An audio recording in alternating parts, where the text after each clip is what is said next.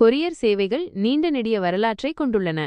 ஆரம்பத்தில் செய்திகளை ஒரு இடத்திலிருந்து மற்றோர் இடத்திற்கு எடுத்துச் செல்லும் நபர்களையே கொரியர்கள் என்று அழைத்தார்கள். அவர்கள் நடந்தோ அல்லது குதிரைகளிலோ நீண்ட தூரம் பயணித்து செய்திகளை உரியவர்களிடம் சேர்ப்பித்தார்கள். இந்தியாவில் கொரியர் சேவையின் வரலாற்றை பின்னோக்கி பார்த்தால் அது பண்டைய காலத்திலேயே தொடங்கிவிட்டது. மெசஞ்சர்கள் எனப்படும் தூதுவர்கள் செய்திகளையும் தகவல்களையும் கொண்டு சென்றனர். குறிப்பாக அரசர்கள் மற்றும் முக்கியமான நபர்களுக்காக அவர்கள் பணிபுரிந்தனர். காலப்போக்கில் தபால் நிலையங்கள் உருவாகின.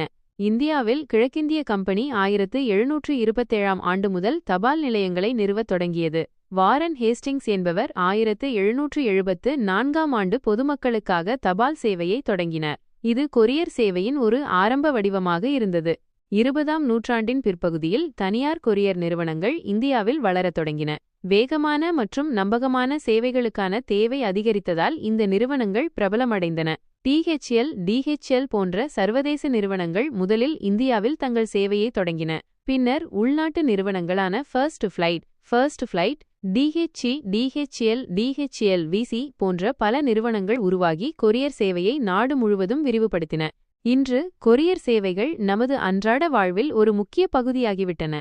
வணிக நிறுவனங்கள் மற்றும் தனிநபர்கள் பார்சல்கள், ஆவணங்கள் மற்றும் பிற பொருட்களை விரைவாகவும் பாதுகாப்பாகவும் அனுப்ப இந்த சேவைகளை பயன்படுத்துகின்றன. தொழில்நுட்ப வளர்ச்சியால் ஆன்லைன் டிராக்கிங் போன்ற வசதிகளும் வந்துவிட்டன.